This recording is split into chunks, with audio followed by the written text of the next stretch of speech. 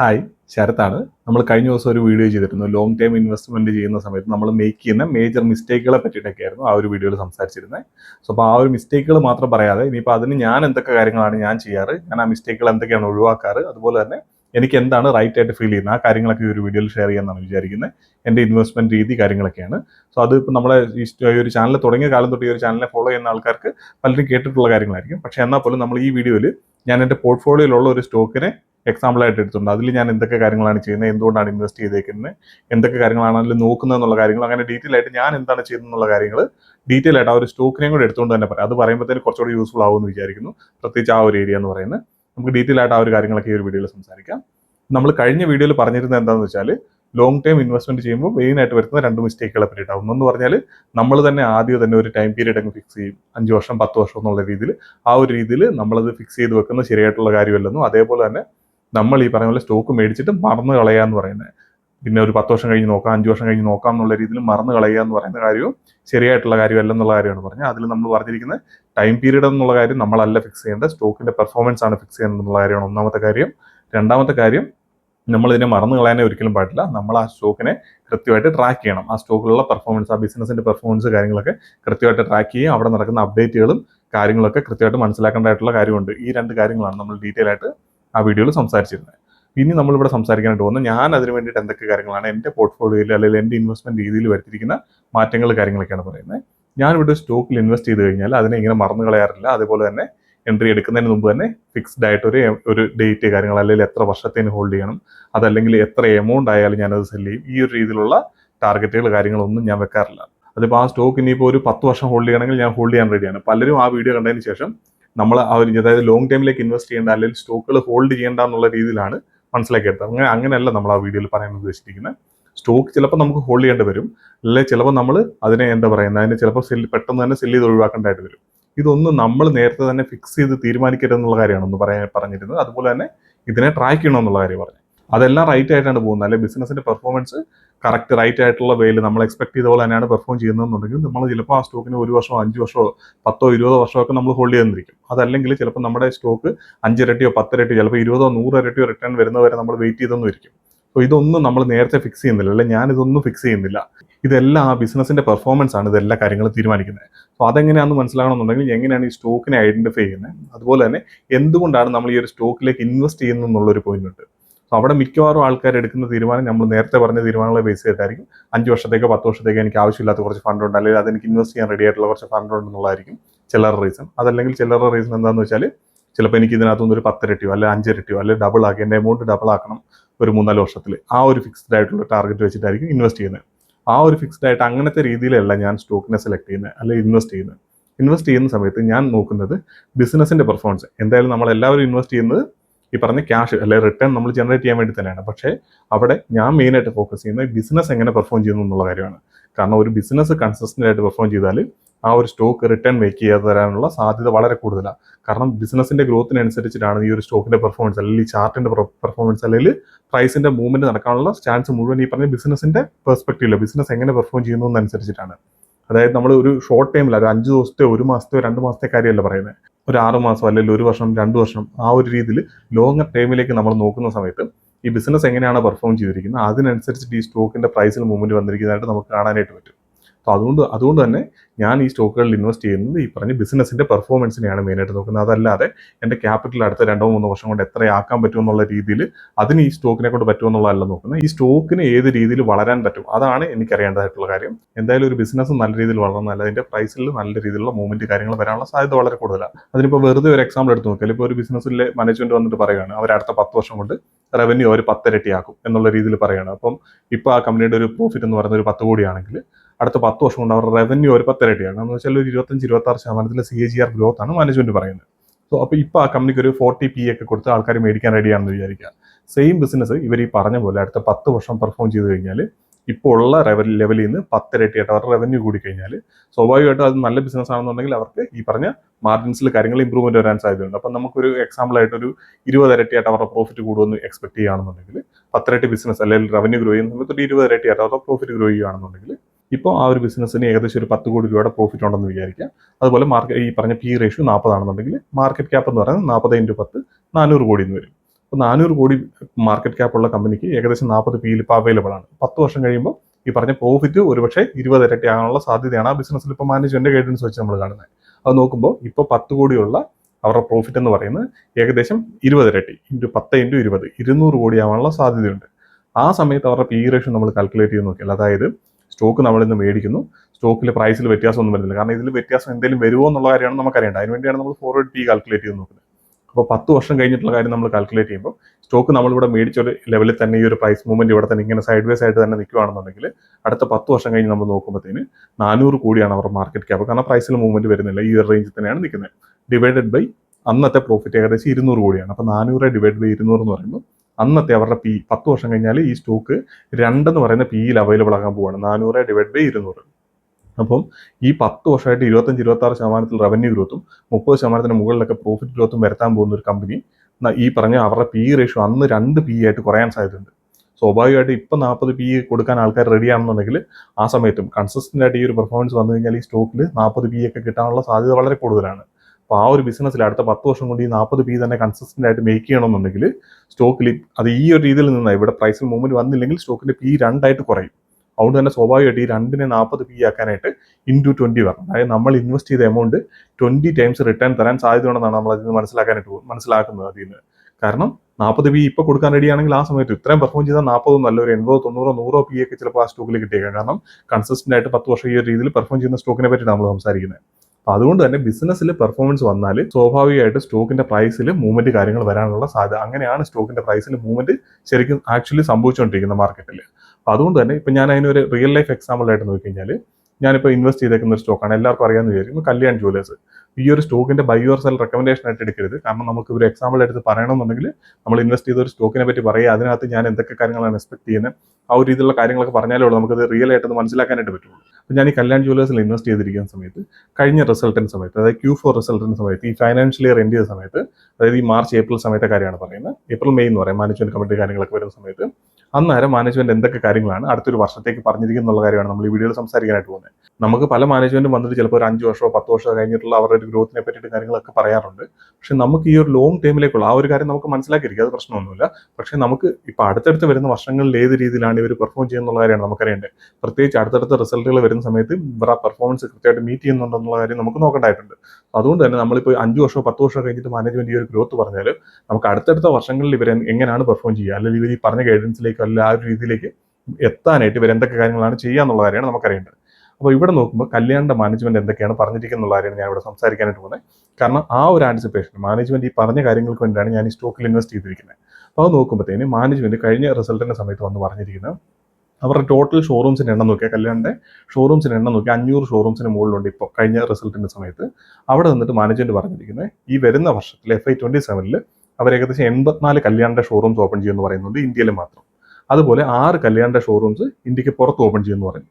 അപ്പോൾ ഏകദേശം 90 കല്യാൺ ജുവലേഴ്സിന്റെ ഷോറൂംസ് അവർ ഓപ്പൺ ചെയ്യുമെന്ന് പറയുന്നുണ്ട്. അതേപോലെ തന്നെ അവരുടെ വേറൊരു ബ്രാൻഡാണ് ക്യാൻഡിയർ എന്ന് പറയുന്നത്. ക്യാൻഡിയർ എന്ന് പറഞ്ഞാൽ ലൈറ്റ് വെയിറ്റ് ആയിട്ടുള്ള ജ്വല്ലറീസ് അല്ലെങ്കിൽ സ്റ്റഡഡ് ആയിട്ടുള്ള ജ്വല്ലറി കാര്യങ്ങളൊക്കെയാണ് ക്യാൻഡിയറിൽ വരുന്നത്. ഇപ്പോൾ ക്യാൻഡിയറിൽ ഏകദേശം 50 ഷോറൂംസോളം എക്സ്ട്രാ ആഡ് ചെയ്യുമെന്ന് പറഞ്ഞിട്ടുണ്ട്. അപ്പോൾ 90 + 50 എന്ന് പറയുമ്പോൾ 140 ഷോറൂംസ്. ഇപ്പോൾ 500 ഷോറൂംസ് ആണ് ഉള്ളത്.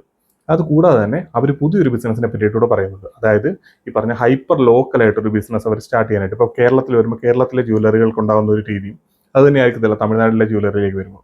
അതായിരിക്കില്ല ഈ മഹാരാഷ്ട്രയിലോ അല്ലെങ്കിൽ നമ്മൾ വെസ്റ്റ് ബംഗാളിലോട്ട് ചെല്ലുമ്പോഴത്തേന്. അവിടെ ഓരോ സ്ഥലത്തും ചെല്ലുമ്പോഴത്തേന് അവരുടെ കൾച്ചറുമായിട്ട് റിലേറ്റഡ് ആയിട്ടോ അല്ലെങ്കിൽ ട്രഡീഷനായിട്ട് റിലേറ്റഡ് ആയിട്ട് ആ ഒരു രീതിയിലുള്ള ജ്വല്ലറീസ് ആയിരിക്കും കൂടുതലായിട്ടുള്ളത്. അപ്പോൾ അങ്ങനത്തെ ജ്വല്ലറീസിന് വേണ്ടി, പ്രത്യേകിച്ച് ഈ ഹൈപ്പർ ലോക്കലായിട്ടുള്ള ജ്വല്ലറീസിന് വേണ്ടി മാത്രം അവർ പുതിയൊരു ബ്രാൻഡ് കൂടെ സ്റ്റാർട്ട് ചെയ്യാനായിട്ട് പോവാണ്. അതിൽ ഏകദേശം 5 പുതിയ ഷോറൂംസ് കൂടെ ഓപ്പൺ ചെയ്യുമെന്ന് പറഞ്ഞിട്ടുണ്ട്. അപ്പോൾ അത് നോക്കുമ്പോൾ 140 + 5 ഏകദേശം 145 ഷോറൂംസ് ആണ് അവർ അടുത്തൊരു വർഷം, ഈ ഒരു വരുന്ന വർഷം കൊണ്ട് തന്നെ അവർ പുതിയതായിട്ട് ഓപ്പൺ ചെയ്യാനായിട്ട് പോകുന്നത്.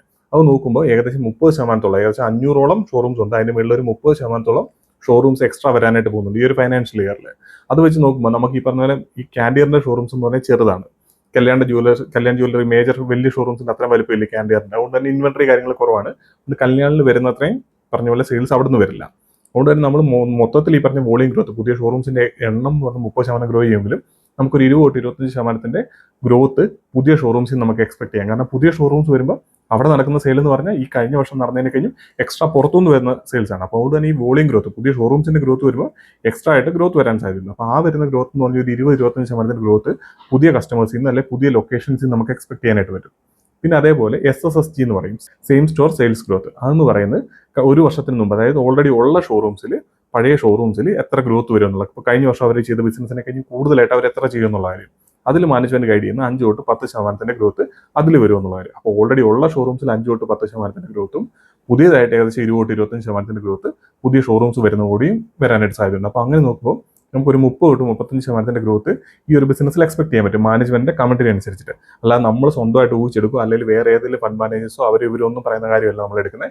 നമ്മൾ ഡയറക്റ്റ് ആയിട്ട് ഈ ബിസിനസ് ചെയ്യുന്ന ആൾക്കാർ അവരെന്താണ് ഈ ബിസിനസ്സിൽ ചെയ്യാൻ ഉദ്ദേശിച്ചിരിക്കുന്നത്, അടുത്തൊരു വർഷം ഇവരെന്താണ് ഇതിൽ ചെയ്യുന്നത്, ഇതിൽ എന്തൊക്കെ കാര്യങ്ങൾ എക്സ്പെക്ട് ചെയ്യാന്നുള്ള കാര്യമാണ് പറഞ്ഞിരിക്കുന്നത്. അത് നോക്കുമ്പം ഇവരിനി ഇത് ഇങ്ങനെ പറഞ്ഞാൽ മാത്രം പോരാ, ഇതിനനുസരിച്ച് എക്സിക്യൂട്ട് ചെയ്യാൻ പറ്റുമോ എന്നുള്ള കാര്യം നമുക്കറിയണം. അത് നോക്കുമ്പോൾ മാനേജ്മെന്റ് പറയുന്ന ഒരു കാര്യത്തിന് അത് നമുക്ക് നോക്കിയാൽ കഴിഞ്ഞ ഒരു വർഷത്തിൽ ജ്വല്ലറിയുടെ അല്ല സ്വർണ്ണത്തിന്റെ വില നോക്കിക്കഴിഞ്ഞാൽ ഇപ്പോൾ 2025-26 ആ ഒരു സമയത്ത് നമ്മൾ നോക്കിയാൽ FY26 നോക്കിയാൽ അന്നുണ്ടായിരുന്ന ഇപ്പോൾ സ്വർണ്ണത്തിന്റെ ആവറേജ് പ്രൈസും ഈ ഒരു വർഷം ഇപ്പോൾ സ്വർണ്ണം ഏകദേശം നല്ല വില കൂടി നിൽക്കുന്ന സമയമാണ്. ഈ ഒരു വർഷം സ്വർണ്ണത്തിന്റെ പ്രൈസ് ഈ ഒരു റേഞ്ചിൽ തന്നെ നിന്നാൽ പോലും ഈ പറഞ്ഞ ഈ ഒരു വർഷത്തെ ആവറേജ് പ്രൈസ് എന്ന് പറയുന്നു കഴിഞ്ഞ വർഷത്തെ ആവറേജ് പ്രൈസ് എന്ന് പറയുന്നത് തമ്മിൽ ഡിഫറൻസ് ഉണ്ടാകും. കാരണം ഈ ഒരു വർഷം കമ്പാരിറ്റീവ്ലി കൂടുതലായിരിക്കും കഴിഞ്ഞ വർഷത്തെ കഴിഞ്ഞ്. അതുകൊണ്ട് തന്നെ ഈ സ്വർണ്ണത്തിന്റെ പ്രൈസ് കൂടിയോണ്ട് തന്നെ കഴിഞ്ഞ വർഷം വിറ്റ അതേ സ്വർണ്ണം വിറ്റാൽ പോലും ഇവർക്ക് കഴിഞ്ഞ വർഷം വിറ്റതിനെ കഴിഞ്ഞ് കൂടുതൽ റവന്യൂ വരുത്താനായിട്ട് വരും. അതായത് ഈ സ്വർണ്ണത്തിന്റെ ഈ പറഞ്ഞ പ്രൈസിലുണ്ടാകുന്ന ഈ ഇൻക്രീസ് എന്ന് പറയുന്ന ഒരു കാര്യം ഇവരുടെ ഗ്രോത്തിനെ സ്വാഭാവികമായിട്ട് സപ്പോർട്ട് ചെയ്യുന്ന ഒരു കാര്യമാണ്. അപ്പോൾ അതുകൊണ്ട് തന്നെ അതും ഇവർക്ക് കുറച്ചുകൂടെ സപ്പോർട്ട് ചെയ്യും. അപ്പോൾ ഈ ഒരു 30-35% മുകളിൽ ഇവർക്ക് ഈസി ആയിട്ട് ഗ്രോ ചെയ്യാൻ പറ്റും, പ്രത്യേകിച്ച് മാനേജ്മെന്റ് ഈ പറഞ്ഞ പോലെ കാര്യങ്ങൾ എക്സിക്യൂട്ട് ചെയ്താൽ. അപ്പോൾ നമുക്കിത് മാനേജ്മെന്റ് പറയുന്നത് മാത്രം പോരാ, നമുക്കിത് എങ്ങനെ എക്സിക്യൂട്ട് ചെയ്യുക എന്നുള്ള കാര്യം അറിയണം. അപ്പം ഈ പറഞ്ഞ സ്വർണ്ണത്തിന്റെ പ്രൈസ് ഞാൻ ഈ പറഞ്ഞ പോലെ ഈ ഒരു രീതിയിൽ വരെ ഹെൽപ്പ് ചെയ്യാൻ പോകുന്ന ഒരു കാര്യമാണ്. അതുപോലെ തന്നെ ഇവർ ഈ പുതിയ ഷോറൂംസ് ഓപ്പൺ ചെയ്യുന്നത് എങ്ങനെയാണ് ഓപ്പൺ ചെയ്യുന്നത്, അതിന് ക്യാപെക്സ് എന്താണ് വേണ്ടത്, ഇതൊക്കെ നമുക്കറിയണം. ഇവർ വെറുതെ ഇതിങ്ങനെ ഓപ്പൺ ചെയ്യുമെന്ന് പറഞ്ഞാൽ മാത്രം പോരാ. അപ്പോൾ അത് നോക്കുമ്പോഴത്തേന് അവർ ഈ പറഞ്ഞ ഈ 84 ഷോറൂംസ് ഇന്ത്യയിൽ ഓപ്പൺ ചെയ്യുമെന്ന് പറഞ്ഞത് 84 ഇവർ ഫോക്കോ മോഡിൽ എന്ന് പറഞ്ഞാൽ ഫ്രാഞ്ചൈസി കൊണ്ട് കമ്പനി ഓപ്പറേറ്റഡ്. അതായത് ഇതിനുവേണ്ടി ക്യാപിറ്റൽ കാര്യങ്ങളൊക്കെ സ്പെൻഡ് ചെയ്യേണ്ടി വരുന്ന ഇവരുടെ ഫ്രാഞ്ചൈസി എടുക്കുന്ന ആൾക്കാരായിരിക്കും. ഇവരായിരിക്കും അവിടുത്തെ ഓപ്പറേഷൻസ് കാര്യങ്ങളെല്ലാം ഡീൽ ചെയ്യുന്നത്. കല്യാണ്ട മേജർ ഷോറൂംസ് ഇപ്പോൾ ആ ഒരു രീതിയിലാണ് അവർ വർക്ക് ചെയ്തുകൊണ്ടിരിക്കുന്നത്. അതുകൊണ്ട് തന്നെ അതിലധികം ക്യാപെക്സ് കാര്യങ്ങളൊന്നും അഡീഷണൽ ആയിട്ട് വേണ്ടി വരില്ല. പിന്നെ അവർ ഈ പറഞ്ഞ ഇന്റർനാഷണൽ ഷോറൂംസും അല്ലെങ്കിൽ പുതിയതായിട്ട് ഇവർ സ്റ്റാർട്ട് ചെയ്യാൻ പോകുന്ന ബ്രാൻഡും അതെല്ലാം ഇവരെ സ്വന്തം ഷോറൂംസ് ആയിരിക്കും. കോക്കോ മോഡൽ എന്ന് പറയും, കമ്പനി ഓപ്പറേറ്റഡ് ആ മോഡലിലായിരിക്കും അത് വരുന്നത്. ബാക്കിയുള്ള ഇവരുടെ മേജർ ആയിട്ടുള്ള 80-84 ഷോറൂംസ് വരാൻ പോകുന്നത് ഫോക്കോ മോഡലിൽ തന്നെയായിരിക്കും. അതുപോലെ തന്നെ കാൻഡിയറിലാണെങ്കിൽ ഇവർ ഏകദേശം ഒരു 50-50 ഫോക്കോ മോഡും കോക്കോ മോഡും ആ ഒരു രീതിയിലാണ് കാൻഡിയറിൽ ഓപ്പൺ ചെയ്യാനായിട്ട് പോകുന്നത്.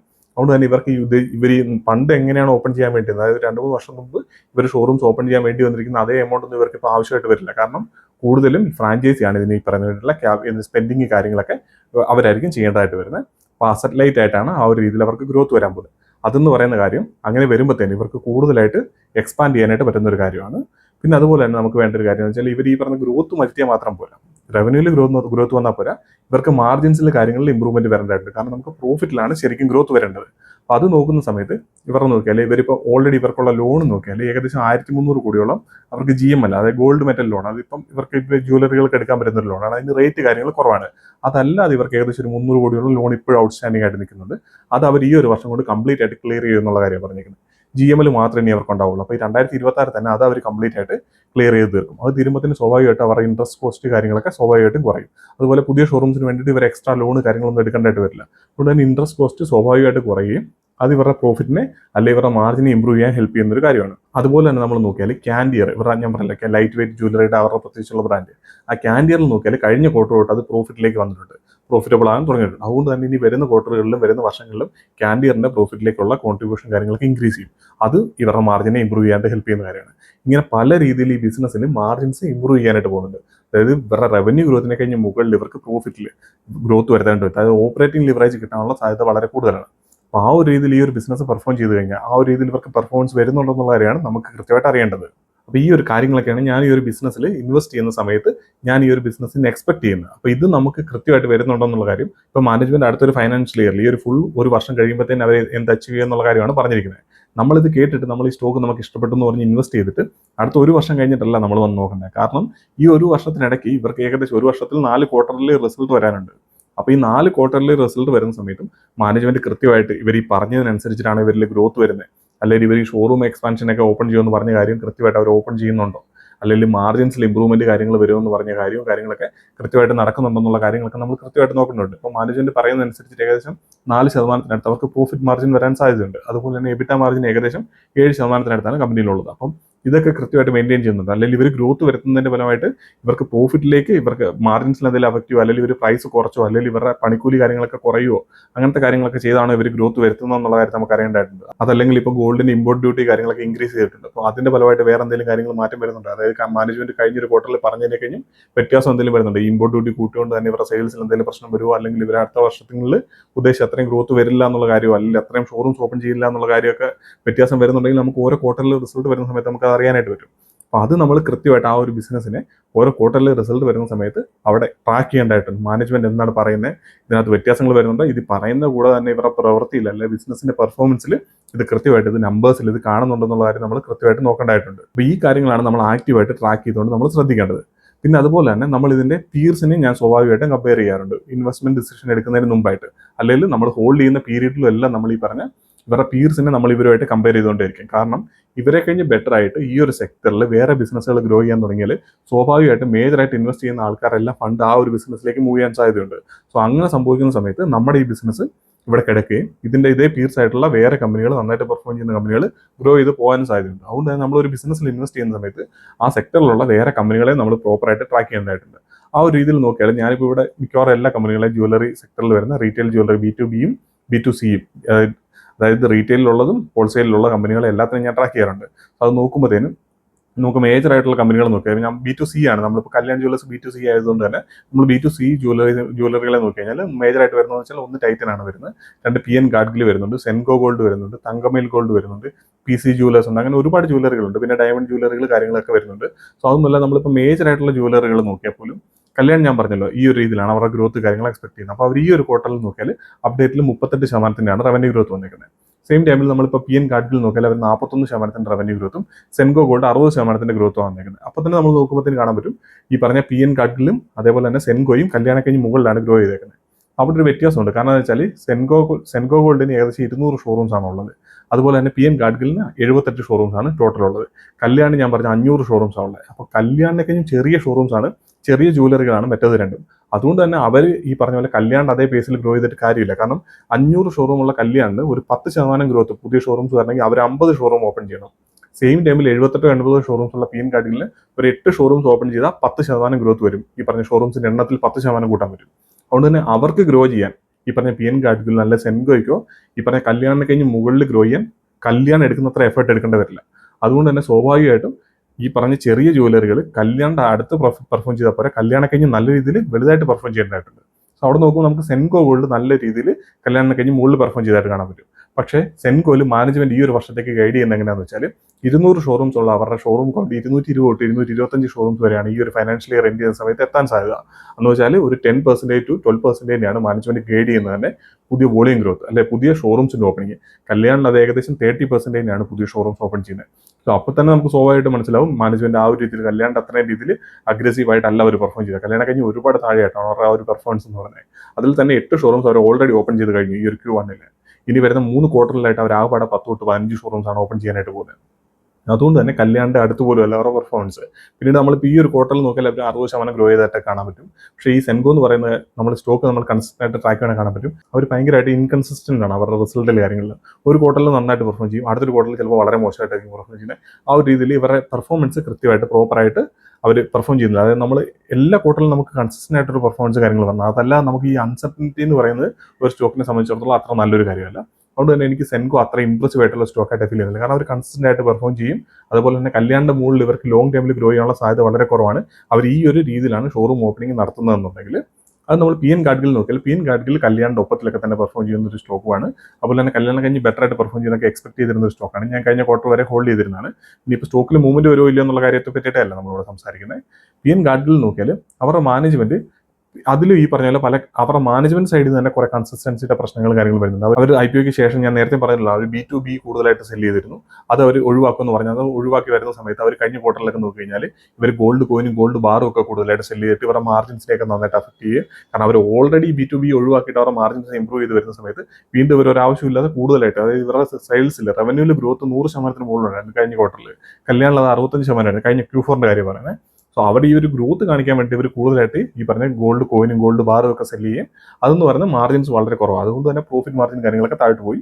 മാനേജ്മെന്റ് അത് കുറയ്ക്കുന്ന ഈ ഒരു ക്വാർട്ടറിലേക്ക് പറഞ്ഞിരുന്നു. അത് അവർ അതിനനുസരിച്ച് ഈ ഒരു ക്വാർട്ടറിൽ കുറയ്ക്കുകയൊക്കെ ചെയ്തിട്ടുണ്ട്. പക്ഷെ എന്നാൽ പോലും ഈ ഒരു രീതിയിൽ ഇവർ ഒരു കാര്യം പറയുകയും വേറൊരു കാര്യം പ്രവർത്തിക്കുകയും ചെയ്യുമ്പോഴത്തേന് അതും ഈ പറഞ്ഞ പോലെ നല്ലൊരു കാര്യമല്ല. അത് പിന്നെ തന്നെ കല്യാണ ഒപ്പത്തിൽ തന്നെയാണ് അവർ പെർഫോം ചെയ്യുന്നത്. അപ്പോൾ ഈ ഒരു രീതിയിൽ പെർഫോം ചെയ്താൽ പോലെ കുറച്ചും കൂടെ കല്യാണം കഴിഞ്ഞ് ബെറ്റർ ആയിട്ട് പെർഫോം ചെയ്യേണ്ടതായിട്ടുണ്ട്. അതുകൊണ്ട് തന്നെ ഈ ഒരു രണ്ട് സ്റ്റോക്കായിട്ട് കമ്പയർ ചെയ്യുമ്പോൾ എനിക്ക് കല്യാണം തന്നെയാണ് ബെറ്റർ ആയിട്ട് തോന്നുന്നത്.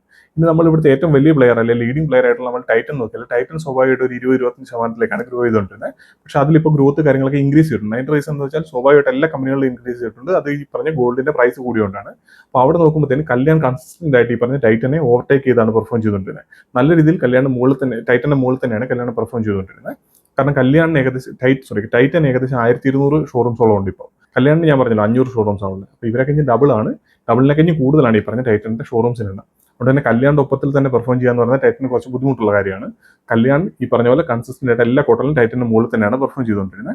ഈ ഒരു ക്വാർട്ടറിലെ റിസൾട്ട് വരുന്ന സമയത്ത് മാത്രം കല്യാണെ കഴിഞ്ഞും 1% കൂടുതലാണ് ടൈറ്റൻ ഗ്രോ ചെയ്തത്. ടൈറ്റൻ 39% ഗ്രോ ചെയ്തിട്ടുണ്ട്, കല്യാൺ 38% ഗ്രോ ചെയ്തിരിക്കുന്നത്. അതുകൊണ്ട് തന്നെ ഈ ഒരു ക്വാർട്ടറിലെ റിസൾട്ടിൽ മാത്രമാണ് ടൈറ്റൻ കല്യാണിനെ ബീറ്റ് ചെയ്തിട്ടുള്ളത്. അതുകൊണ്ട് തന്നെ കല്യാണിന്റെ സ്റ്റോക്കിൽ ഈ ഒരു റിസൾട്ടിന്റെ സമയത്ത് നോക്കുമ്പോൾ എനിക്ക് അത്ര ഇംപ്രസീവ് ആയിട്ട് ഈ ഒരു ക്വാർട്ടറിൽ ഫീൽ ചെയ്തിട്ടില്ല.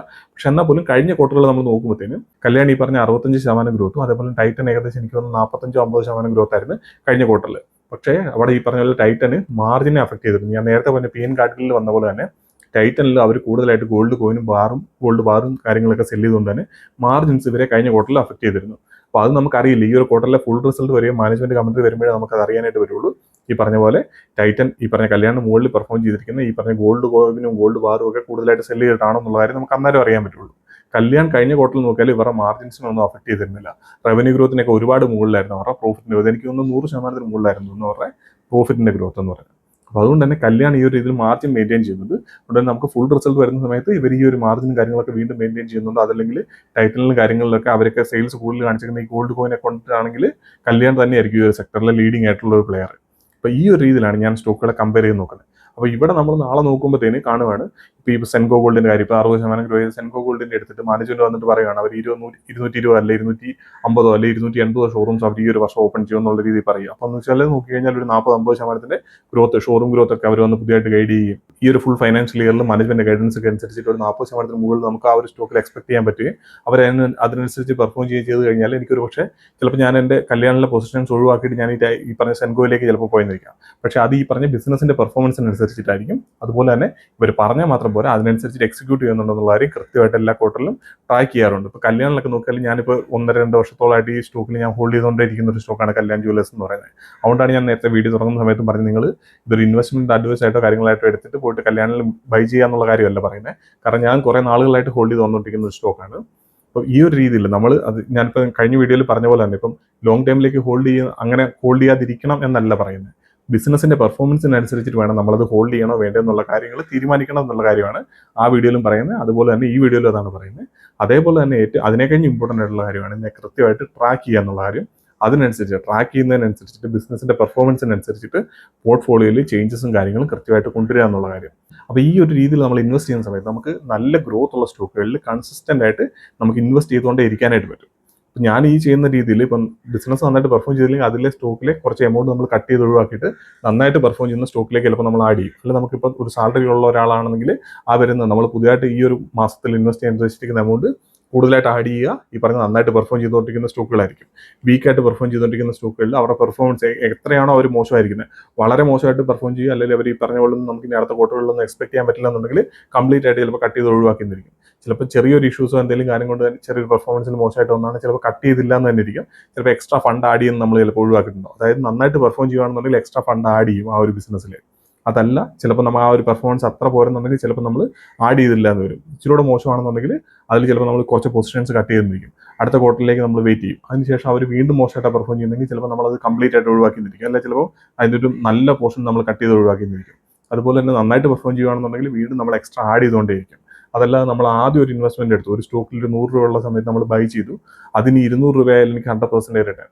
അതിന് വേണ്ടിയിട്ട് ഞാൻ ഈ സ്റ്റോക്കിൽ ഒരിക്കലും മേടിക്കാതിരിക്കില്ല, അല്ലെങ്കിൽ എക്സ്ട്രാ ആഡ് ചെയ്യില്ല. അത് കാരണം 110 രൂപയ്ക്കോ 120 രൂപയ്ക്കോ നമ്മൾ ആഡ് ചെയ്ത് ഇപ്പോൾ അടുത്തൊരു ക്വാർട്ടറിൽ നന്നായിട്ട് പെർഫോം ചെയ്താൽ, ആ ബിസിനസ് പെർഫോം ചെയ്താൽ ചിലപ്പോൾ 100 കിടക്കുന്ന സ്റ്റോക്ക് 120 130 ആയേക്കാം. ആ ഒരു സമയത്ത് ഞാൻ ആ സ്റ്റോക്കിൽ നന്നായിട്ട് പെർഫോം ചെയ്യുകയാണെങ്കിൽ 130 ആണെങ്കിലും 130, 120 120 നമ്മളത് ബൈ ചെയ്തിരിക്കും.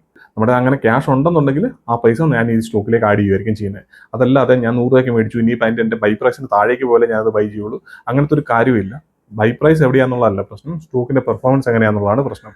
അത് നന്നായിട്ടാണ് പെർഫോം ചെയ്യുന്നുണ്ടെങ്കിൽ നമ്മൾ ഈ പറഞ്ഞ സ്റ്റോക്ക് 100 നിന്ന് 200 ആവുന്ന സമയത്ത് നമ്മൾ 100 ഇൻവെസ്റ്റ് ചെയ്ത് 200 ആയി കഴിഞ്ഞാൽ, അപ്പോൾ ഞാൻ ഇൻവെസ്റ്റ് ചെയ്തേക്കുന്നത് ഇപ്പോൾ ഒരു 1 ലക്ഷം രൂപയാണെന്നുണ്ടെങ്കിൽ 100 നിന്ന് 200 ആകുമ്പോൾ എനിക്ക് എക്സ്ട്രാ 1 ലക്ഷം രൂപയ്ക്ക് ലാഭം കിട്ടാൻ പോകുന്നത്.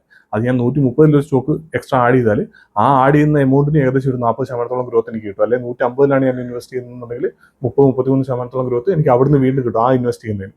സോ ആ ഒരു രീതിയിൽ പെർഫോമൻസ് നന്നായിട്ട് ഇരിക്കുന്നിടത്തോളം കാലം ഞാൻ ഈ സ്റ്റോക്കിലേക്ക് ആഡ് ചെയ്തുകൊണ്ടിരിക്കുകയാണ് ചെയ്യാറ്. അതല്ലാതെ എൻ്റെ പെർസെൻറ്റേജ് കീപ്പ് ചെയ്യാൻ വേണ്ടിയിട്ട് ഞാൻ എനിക്ക് ഒരു തവണ ഇൻവെസ്റ്റ് ചെയ്തു അത് 10 ഇരട്ടിയായി. സോ നമുക്ക് ഇൻവെസ്റ്റ് ചെയ്ത എമൗണ്ട് 10 ഇരട്ടിയായി 20 ഇരട്ടിയായി നമുക്ക് അറിയാനായിട്ട് വരും. അതല്ലാതെ നമുക്ക് അത് ഫിഗർ ഇങ്ങനെ കാണിച്ചുകൊണ്ടിരിക്കേണ്ട ആവശ്യമില്ല. അതുകൊണ്ട് തന്നെ നമുക്ക് എക്സ്ട്രാ ഫണ്ട് ഉണ്ടെങ്കിൽ ബിസിനസ് പെർഫോം ചെയ്യുവാണെങ്കിൽ അതിനെ ഞാൻ റിവാർഡ് ചെയ്തുകൊണ്ടേ ഇരിക്കാറാണ് ചെയ്യാറ്. എന്നെ സംബന്ധിച്ചിടത്തോളം ഞാൻ ഈ ഒരു രീതിയിൽ ഇൻവെസ്റ്റ് ചെയ്യാൻ തുടങ്ങിയതിന് ശേഷം എനിക്ക് നല്ല രീതിയിലുള്ള ഗ്രോത്ത് കാര്യങ്ങളൊക്കെ പോർട്ട്ഫോളിയോയിൽ വരുത്താനായിട്ട് പറ്റുന്നുണ്ട്.